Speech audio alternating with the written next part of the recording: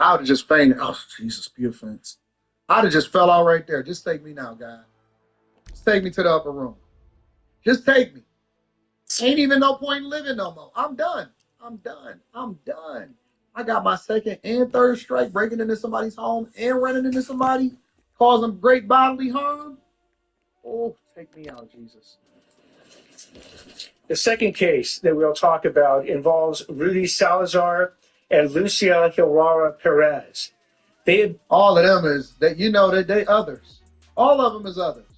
been charged with 2 counts each of first-degree residential burglary in connection with an Altadena looting incident. On the night of, again, January 8th, they went ahead and entered Lord. 2 different houses in the Altadena area, stealing property You better be in watching each of press the conferences. houses, and they were apprehended by the police. The third, and they are looking at 6 years maximum on each one of the residential burglary counts. Each, and that ain't concurring either. Don't concurrent mean that it both runs, so each count you still only get 6 years, or do you get 12? You got to combine them together. I don't know. This is criminal court. I'm used to dealing with civil court. It's a little bit different over here. The third set of charges is against Roy Sims, Ryan Sims, Naquan Pierre O'Bannon. They are each charged with 1 count of first-degree residential burglary in connection with their crimes, where they went into a house in Altadena in the early morning hours and stole a variety of different personal property from the owners of that house. If we can show some of that property and the resident and the burglary tools that were seized, we do not have that. Among the property that you'll see, and they got the jail right behind. Do you see the logo of the jail behind? You see the logo of the jail behind me? In that particular incident was actually the Emmy Award of the resident who lived there. That was the police worked incredibly quickly in that situation, stopped these individuals, and were able to apprehend them and recover most of the stolen property. The fourth incident is an arson incident in which Jose Gerardo Escobar has been charged. Mr. We have that ready? This is an incident that occurred in Azusa, where Mr. Escobar has been charged with 3 different arson charges. He is looking at 9 years in state prison. 9 years of trying to protect my butt. 9 years of trying to protect my backside. Lord, be offensive. Lord, don't let me get my backside. Rebuke backside theft. Listen. If y'all wasn't watching press conferences before, you need to watch them now. They not taking plea agreements, no plea deals, no nothing. No off on your sentences, no nothing. They're doing press conferences because they're using you as an example and they're telling you what's going to happen for a reason. Whew, I can't take no more. I can't take no more. Let me go ahead and read some of the super chats. Y'all better start paying attention. Keep on being out here stealing and doing what you're not supposed to be doing. I like fried rice. He says, "What up, AD? New studio is tough. Change the color. You know what I'm saying? New studio is tough. Question: what editing program do you use on a laptop? Is it on a Patreon video? If so, which one? Y'all want me to do a Patreon exclusive? Actually, I'm doing a Patreon exclusive. That's the video that's going to be dropping tomorrow. As far as me giving y'all the tour and showing y'all how I operate within the studio and how I'm running this. You know what I'm saying? Believe it or not, I can't give too much information. I like fried rice, G. Stay tuned. Be on the bag chasers. You know what I'm saying? Malik L. Amir L. is in the building. Shout out to you. I appreciate you for the 2 ball. Thank you, my friend. Alpha Turner says, that's why squatting got bad over the last few years. The TV was telling them they could squat, so they did. Well, it's done now. I like this guy. He ready to lock people up. Look, Moore says, AD, I love the new set. Congratulations. I try to catch the live show, but I've been super busy. Well, make sure you just rewatch it. We're going to put the timestamps in it. Mick the Most is in the building. Says, AD had me like Skip over here screaming out on you. Put your jacket back on. It's official. Just join the chasers. Let me get a round of applause for all of the new bag chasers. I appreciate you. Green Monsters in the building says, went from Anton Court to Anton Church real quick. What? Unbossy Ross says they listen to too much YG 400, and ain't none of the rappers don't come back and save y'all. That's a fact. Courteous contemplation. A lot of syllables in there. Says, okay, so that's why he said guilty until proven otherwise, because they were on their third strikes. Oh, everyone knows it's the DA's choice to get 25 years or life, or in heaven, be a fence, hallowed be thy name, thy kingdom come, thy will be done. Amen says those types need to ask themselves that question. Is it worth it? Too late to ask. Asian only pattern, dog. You want your cornbread. Anton, that budget video on Patreon went crazy. Make sure y'all tap into Patreon. We did one over here. Shout out to the Happy Girl. I like Happy Girl. It says, I made it, AD. I had to meet with my supervisor. Money first. And I'm looking fly.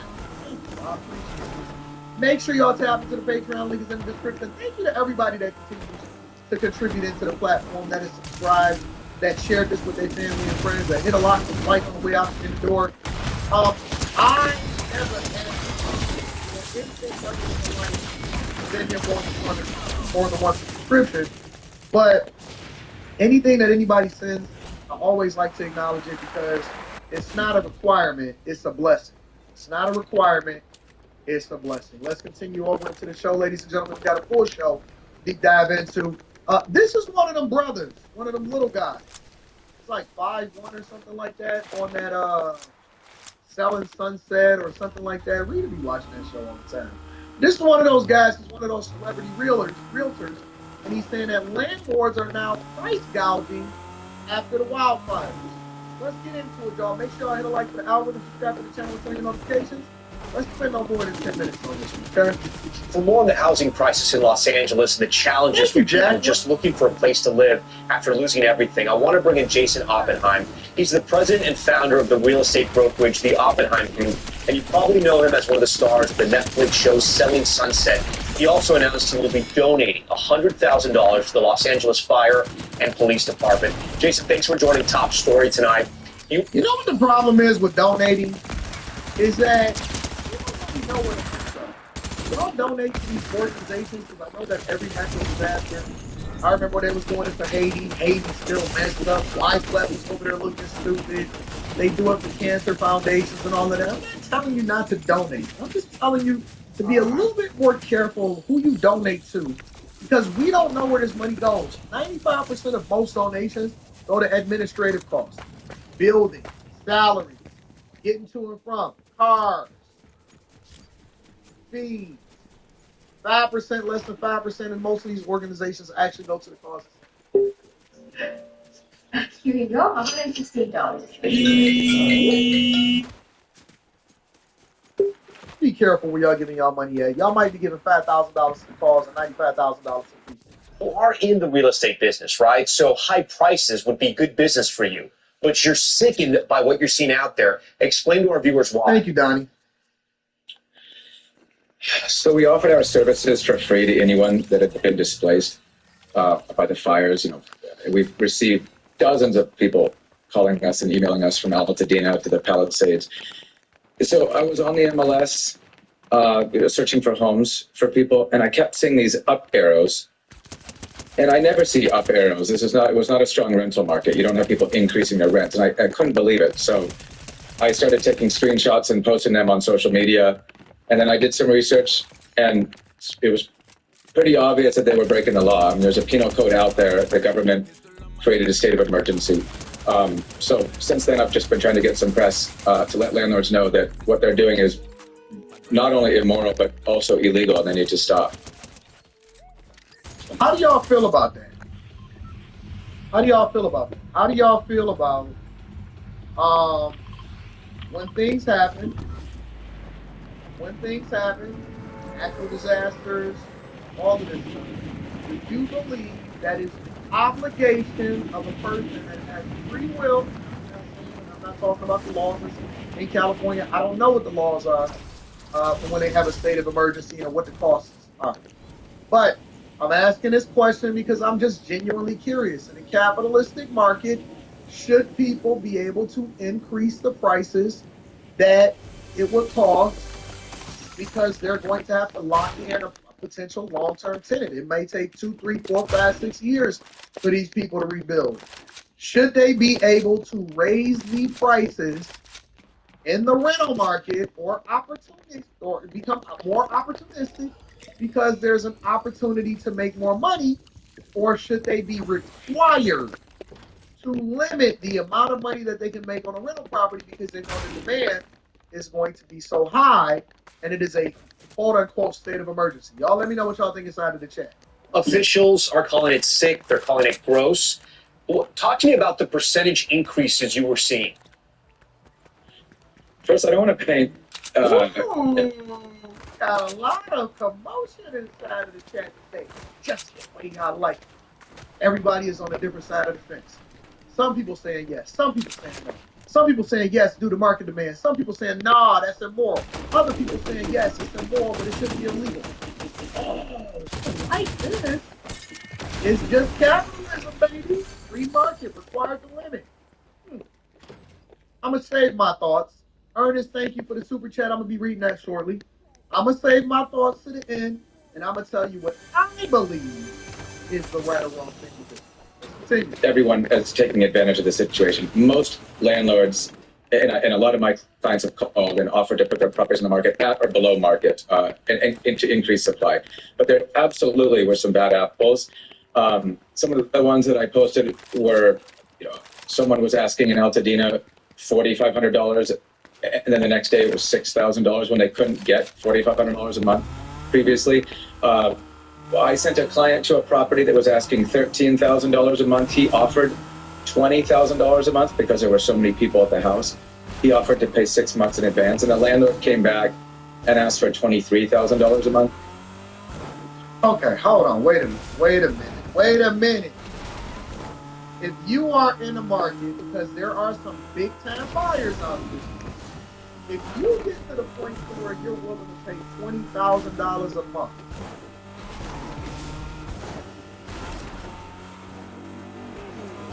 let me say my. I said I was gonna stay to the end, right? 20,000 a month. You know what type of client you are? You willing to pay $250,000 a year? Okay. When I heard that, I don't know. I went ballistic. I just couldn't believe it. We're out here with a hard enough job representing hundreds of displaced families, and we have very few properties, and we have to deal with greedy land. I couldn't take it. He says 6 months.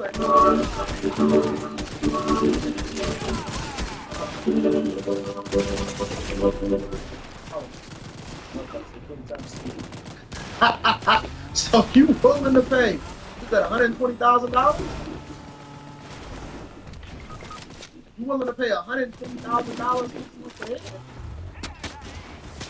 Like I'm at the wrong market. How hard is it for your clients that are looking for a place out there? I've spoken to a lot of families who say they look at a property and there are 50 people all bidding for the same property, and then they're asking very personal questions. They want people of high incomes to be renting these homes now as well. I mean, it's very difficult out there. It's almost impossible. We have clients competing against other clients right now. Every house that comes on the market, if it even comes on the market, gets 15 applications in the first day. The unfortunate truth is that a lot of people that want to live in the communities where they grew up, in the communities where their children are put to school, they're not going to be able to. We need to increase supply, and unfortunately, we haven't even seen the people come off the sidelines yet that are in hotels and haven't even been able to receive authorization from their insurance company so they can go out into the marketplace. It's going to actually get worse. Well, I'm going to tell you what my thoughts are. Okay? Some people in the chat is saying that it's immoral. Other people in the chat say, hey, baby, that's capitalism. That's just the way that it is. It's market demand. I'll share it to you like this. This is my thoughts.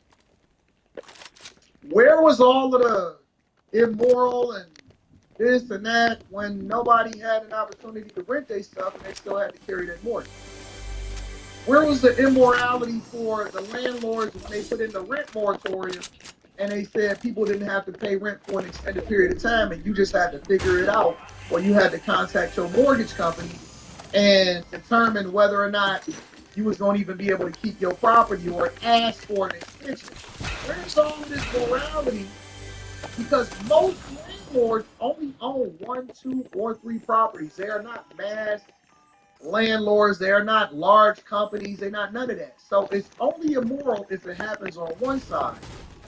But the market conditions shouldn't apply when you going through something, right? I'm just asking questions. I gotta ask the questions. Nobody cares until it then starts to pull on your heartstrings. Then we gotta move away from a capitalistic market and we gotta start accommodating how you feel about it, right? That's all I'm asking. That's all I'm asking. Let me tell you something. I come from Detroit. Nobody cared. Nobody cared, and nobody will care. If you can't meet the expectations, you get priced out. When the market was depressed, everybody said deal with it. When now that the market is up over there, they can't capitalize off of it. Interesting. So I'm supposed to feel sorry for you because you are the my kids. Oh, shit. My kids can't go to the same school. Got school right over here in Baltimore that you can go to right next to that vacant, that row house. My kids go to school of choice. Well, find somewhere else for your kid to go now. It's called being displaced. When people get kicked out of their homes or they get foreclosed on or they can't pay their rent, guess what? They gotta move schools. The market determines what the market determines. You can't sit here and tell me what's immoral, what's not immoral. You can't pick and choose because you wasn't paying no attention when everything was bad out here in these streets. But when everything is good, we up. We up. The price of the brick is up. The price of the brick has increased. Listen, miss me. Miss me with your morality argument. Morals don't exist here when it comes to capitalism. Because it didn't exist for you when I was suffering. We all the way up. All the way up. Nothing can stop me. We all the way up.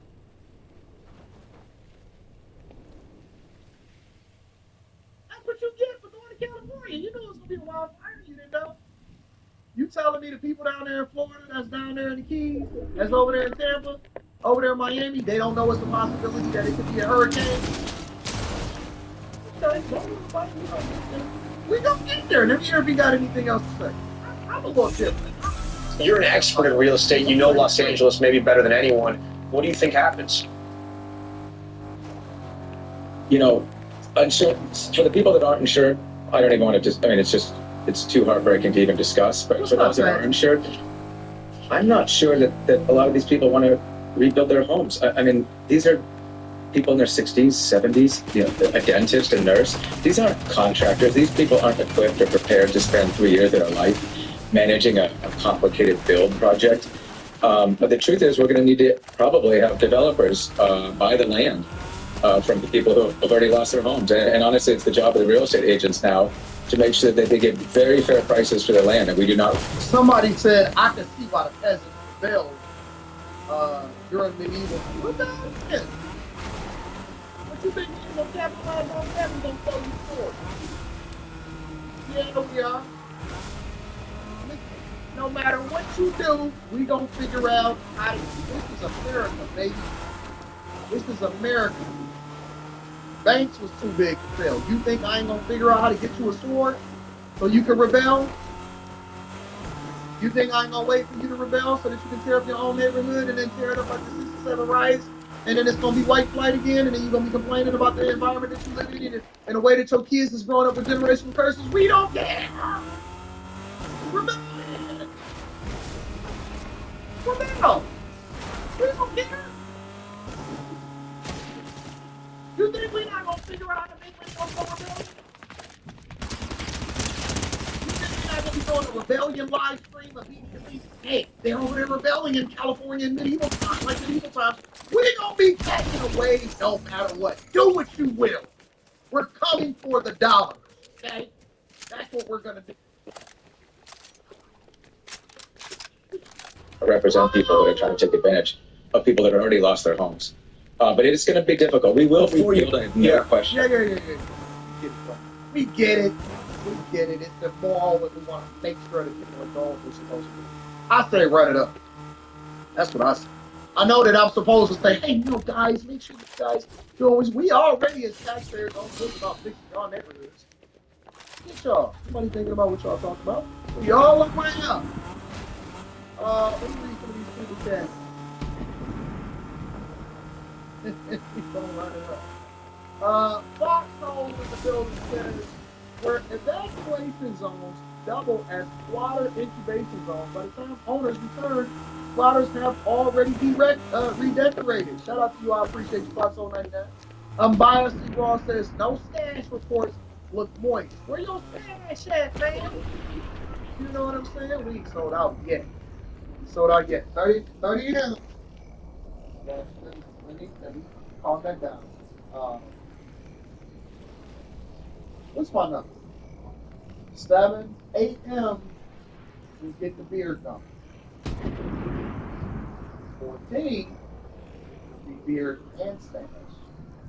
That's my number. 20, I'll get an hairpiece. Yes, I will.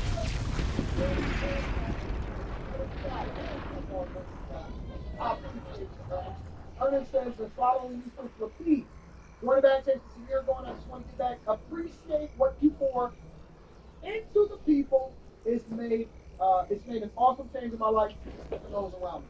And if y'all not a part of the bad chasers, if y'all not a part of the Patreon, make sure you tap into the Patreon link in the description. We change the lives, we running the bags, we make sure that people get together in community.